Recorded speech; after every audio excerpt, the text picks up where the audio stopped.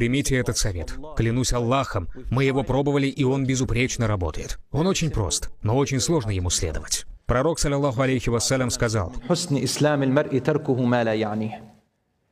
человек, желающий улучшить свой ислам, должен оставить то, что его не касается.